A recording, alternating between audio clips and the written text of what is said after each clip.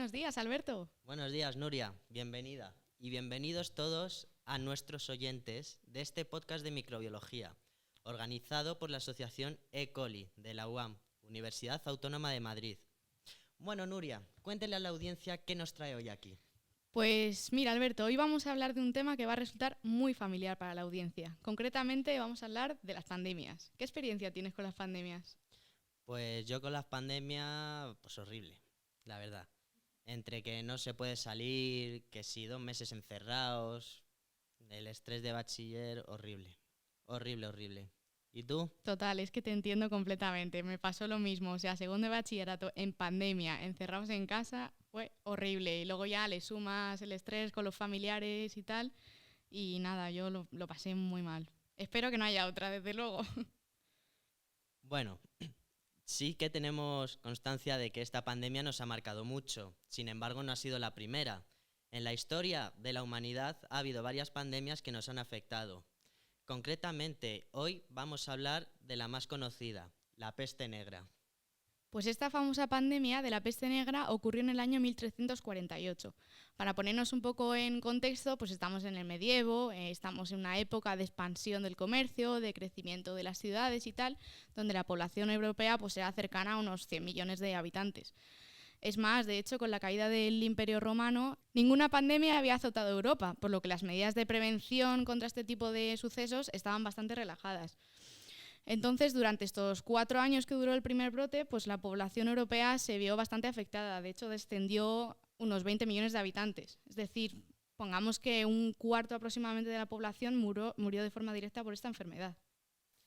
Digamos que los síntomas de esta enfermedad no eran muy agradables. Esta enfermedad se caracterizaba principalmente por hemorragias internas que daban ese color negro de la piel y también el hinchamiento de los ganglios linfáticos, a los que se les llama bubones, por eso también se le llama peste bubónica. También producía fiebres altas y para esa época, ¿qué manera era para aliviar esa enfermedad? Pues mediante sangrías.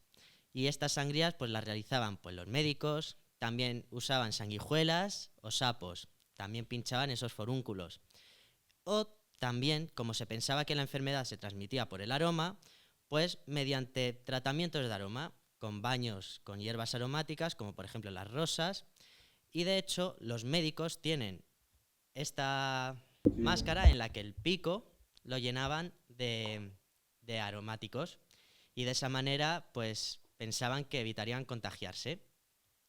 Estos médicos eran doctores que elegía por votación el pueblo y una vez que esa enfermedad se tenía pues la vida pues eran unos 5 días más o menos. Fue una enfermedad muy persistente y los brotes en Europa eran periódicos, se daban cada tantos años. Y no fue hasta 1666, el número del diablo, cuando por fin ocurrió el último brote. Luego, durante mucho tiempo, no se supo qué microorganismo causaba la enfermedad, ya que los síntomas eran bastante comunes con otras enfermedades. Y se tenían varias hipótesis sobre qué bacteria podía ser. ¿Has dicho algo de sangrías, Alberto? Efectivamente, he dicho algo de sangrías. Uf, a mí me gustan unas sangrías, pero no creo que sean las mismas, ¿eh? Yo creo tampoco que eso. Bueno, pues sí, no fue hasta 200 años después cuando el bacteriólogo francés Alexandre Yersin descubriría que la peste estaba causada por una bacteria en concreto, una bacteria llamada Yersinia pestis. Esta bacteria es una gram negativa, que si recordamos, las bacterias gram negativas son aquellas cuya pared celular presenta un espesor mínimo de peptidoglicano y predominan otro tipo de péptidos si las comparamos con las gram positivas. Concretamente, Yersinia pestis pertenece además al grupo de bacilos filamentosos, muchos de los cuales también son patógenos, o sea que vaya grupito. Esta familia de bacilos se encuentra concretamente en baja frecuencia, pero sí que en numerosas poblaciones de roedores salvajes, y se transmite mediante pulgas. La comunidad científica cree que el insecto responsable fue la pulga oriental de la rata, llamada de una manera que me va a costar un poco decirla. Digamos que se llama Chenopsilia cheopis, pero si os interesa el nombre, buscarlo en Google, que yo no sé decirlo bien. Bueno, y resulta que el mecanismo por el cual se basa esto es que cuando la pulga se infecta, lo que ocurre es que los bacilos crecen en su tubo digestivo y lo obstruyen. Entonces, claro, la pulga no es consciente de que no se está alimentando y no es capaz de alimentarse, por lo que empieza a picar repetidamente al huésped y lo que hace es que lo acaba matando. Entonces, cuando el huésped muere, la pulga lo que hace es que se transmite a roedores de sangre caliente los más cercanos que encuentre. Entonces, ¿qué pasó? Que en los focos urbanos, al disminuir la población de ratas, pues finalmente la pulga pasó a infectar a personas, animales domésticos, etc. ¿Qué pasa? Que hay un problema porque el contacto entre humanos puede transmitirse también a través de inhalación de pequeñas gotitas o partículas respiratorias. Entonces, claro, se complica más la cosa. Claro, gotitas que contengan el bacilo, obviamente. Sí que es verdad que hasta ahora se había hallado la causa de la enfermedad, es decir, se había hallado que la bacteria responsable era Yersinia pestis, pero no se sabía el origen de dónde venía esta bacteria. Y gracias al avance de la microbiología de estos años y a los estudios científicos, pues se sabe que más o menos la localización podría estar entre el desierto de Gobi. Pero bueno, cuéntanos, Alberto. ¿Qué ocurrió para que apareciese una bacteria tan jodida de repente? Pues actualmente se conoce que Yersinia pestis, que es la bacteria, es descendiente de una bacteria que habita en el suelo, que es Yersinia pseudotuberculosis, que en algún momento de su evolución adquirió dos plásmidos, que los plásmidos son, para los que no sepan, fragmentos de ADN circular que algunas bacterias pueden incorporar del medio con tal de que les ayude a sobrevivir de mejor manera. Estos plásmidos en concreto son el PMT1 y el PPCP1. ¿Y qué le aportaron estos plásmidos a Yersinia? Pues la capacidad de infectar mamíferos, como pueden ser las ratas, como ha dicho Nuria, o las personas. Este hecho pues concuerda más o menos con la reconstrucción histórica de los hechos, ya que se cree que los primeros hospedadores eran marmotas, que, pues, si conocemos un poco las marmotas, son unos animales que están muy en contacto con el suelo. ¿Qué pasa? Que su piel era muy codiciada, pues, para hacer, pues, abrigos, en general, uso para las personas. Entonces, como bien ha dicho Nuria, Yersinia se cargaba a los animales que infectaba. Entonces, los cazadores de esa época, al ver tantas marmotas muertas, pues dijeron, ¡hala! Pues ya tengo piel y no he tenido que cazar. Lo que pasa es que no sabía que estaban infestadas de pulgas, que como ha dicho Nuria es el vector que transmite esta enfermedad. Entonces, esa es una de las hipótesis de por qué se contagió tan rápidamente a lo largo de estos 4 años en Europa. Y pues sigue contando, Nuria. Joder, Alberto, has conseguido que no me gusten las marmotas, ¿eh? Y mira que me encantaban. Bueno, sí, de esta pandemia lo que podemos aprender es que no solo cómo evoluciona en una población humana, sino cómo puede pasar de un medio a animales y de los propios animales a los humanos. O sea, que es muy interesante. Sí, y de hecho, este curioso enfoque se aplica en pandemias actuales, como por ejemplo ha pasado con el COVID. Y a esto se le denomina One Health, que hoy, gracias al One Health, pues podemos detectar posibles patógenos que puedan saltar de otros animales a las personas y tiempo antes de que se puedan convertir en una amenaza tan grande como ha podido ser la peste y como ha sido el COVID.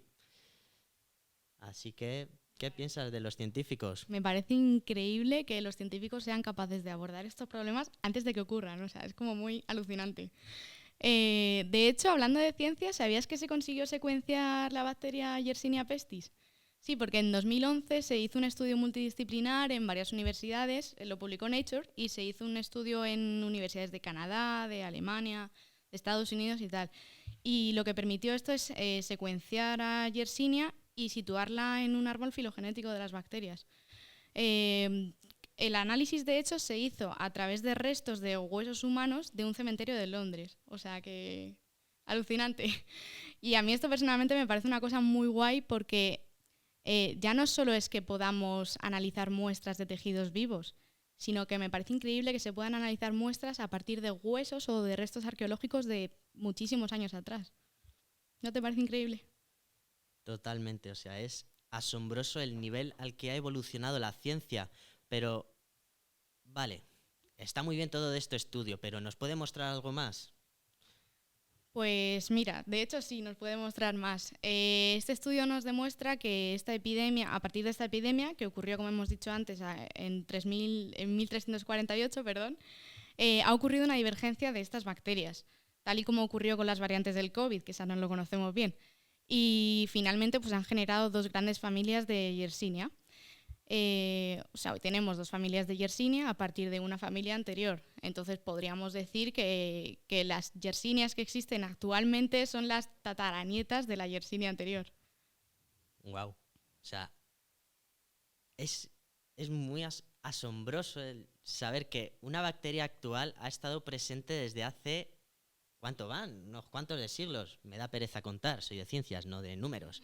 Entonces, en mi opinión, creo que estamos desvelando muchísimas cosas que todavía no se saben a pie de calle, pero creo que existe todavía muy poca información sobre la peste, ya que existen muchísimos mitos, además de que ha pasado hace mucho tiempo y creo que yo sepa, la piedra filosofal no existe y no hay alguien que haya estado para contarlo. Entonces yo creo que nuestro colaborador nos puede ayudar a lo mejor un poco con ello, sobre qué piensa la gente de esta epidemia. ¿No crees, Nuria? Perfecto, que venga. Pues adelante. 2000 years later. Bueno, pues aquí tenemos a nuestra colaboradora invitada, Blanca. Hola. Bueno, pues para la sección de este podcast me he encargado un poco de realizar un cuestionario para ver qué es lo que sabe la gente a pie de calle sobre la peste, y me he querido centrar obviamente en cuestiones generales sobre qué pueden definir a la peste, los microorganismos, pero también un poco sobre curiosidades y mitos, que a mí personalmente me parecen bastante interesantes.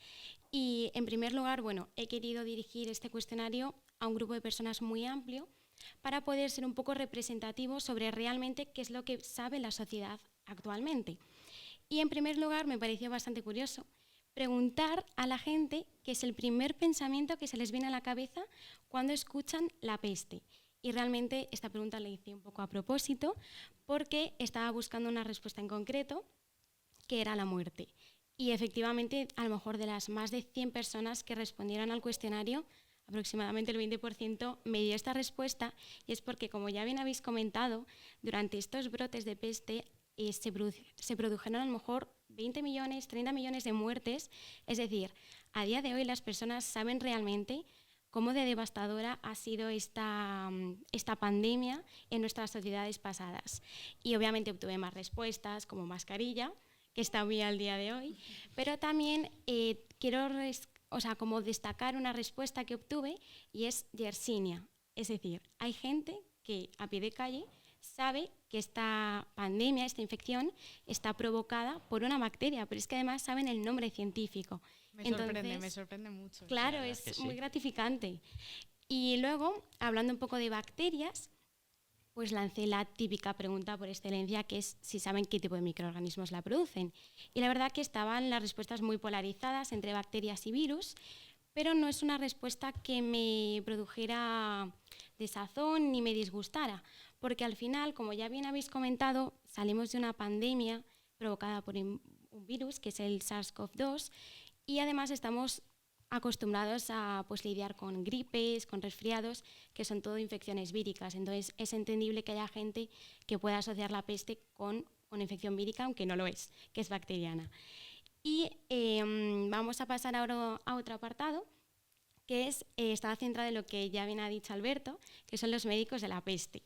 Y realmente, a lo mejor os preguntáis, ¿qué tienen de interesante estas personas para que yo los saque en curiosidades? Y no era exclusivamente su trabajo, que era atender y cuidar a estos enfermos, sino el uniforme que llevaban.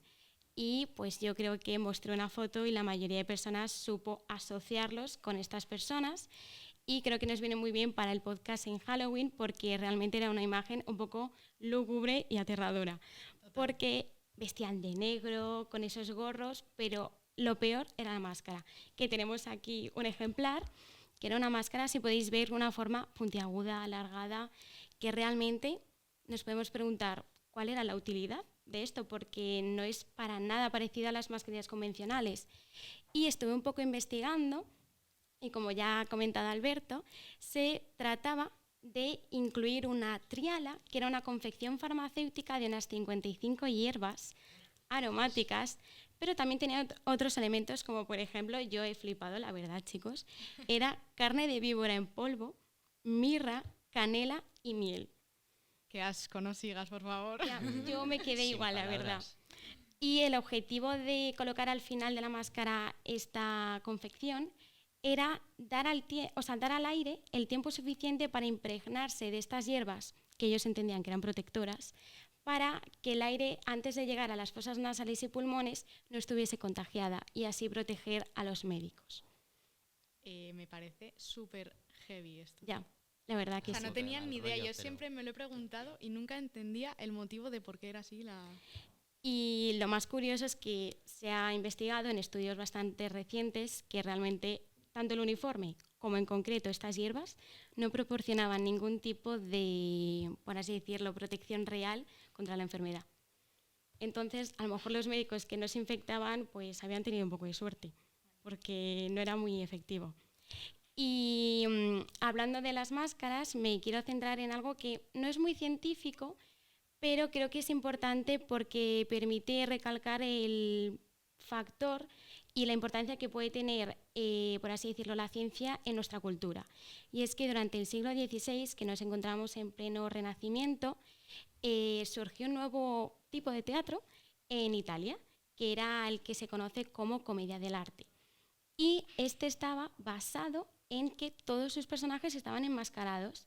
Y es porque los médicos de la peste se habían hecho tan conocidos que se habían incorporado personajes enmascarados a este nuevo género teatral, porque habían sido tan innovadores que les llamó mucho la atención. Y de hecho han pasado los siglos y actualmente el carnaval veneciano que todos conocemos, súper famoso, con personas enmascaradas, tiene el origen en estos médicos de la peste y en concreto en la comedia dell'arte. Entonces es un ejemplo de ver cómo la ciencia también puede inspirarnos en nuestra cultura, en nuestro día a día, y pues no sé, me pareció bastante curioso. Y había gente que lo sabía. Sí, Qué guay. Mira. la Me verdad parece que está muy guay. interesante eso. Y ya por último quería hablar del mito por excelencia, que lo habéis comentado, y este creo que es el mito que todo el mundo me ha respondido que efectivamente lo sabían, y de hecho mis familiares lo primero que me respondieron cuando les hablé de la peste fueron las ratas, los roedores que eran los culpables de esta infección. Y realmente se ha visto que la información es completamente falsa, que no es así. Ha habido varios estudios bastante recientes en las universidades de Ferrara y de Oslo que han determinado que las ratas no eran las culpables de esta infección, sino que es que además eran los propios seres humanos. ¿Por qué? Porque ya habéis contado que las pulgas eran ese vector de transmisión. ¿Y dónde estaban esas pulgas? En la ropa o en el pelo de las propias personas. Entonces la gente, que somos seres sociales, cuando se relacionaban, pues inevitablemente había contagio de pulgas y contagio en esta infección. Entonces aquí tenemos que pedir disculpas un poco a los roedores y además que además sí que me gustaría recalcar que tuvieron no solamente no esa culpabilidad, sino que además permitieron amortiguar o atenuar un poco el efecto de la pandemia. Porque, como bien habéis comentado, las pulgas necesitan ir a organismos vivos de sangre caliente. Cuando hay muchas ratas, mucho volumen en una ciudad, hay mayor probabilidad de que estas pulgas pasen de una rata a otra y así sucesivamente. Pero cuando había muy pocas ratas, tenían que pasar a otro ser vivo y había mayor probabilidad de que ese ser vivo fuera un ser humano. Entonces se les castigaba mucho a las ratas, se intentaba matarlas, acabar con ellas y al final ese gesto era contraproducente y podía provocar mayores picos en esos brotes. Entonces no es que únicamente no fueran las culpables, sino que a lo mejor permitían atenuar un poco la situación. Entonces eso, que aplaudamos un poco a las ratas porque se les tiene ahí muy castigadas. De parte de los tres, pedimos disculpas a todas las pobres ratillas y demás roedores que sufrieron. Que son muy bonitos también. Y muy monos. Sí. Pues muchísimas gracias, Blanca, Sí. por toda esta nueva información y Ha sido por muy guay. estas encuestas. Y pues a vosotros oyentes, pues nos veremos en el siguiente episodio y pues muchas gracias por escucharlo. Hasta el siguiente. Hasta otra.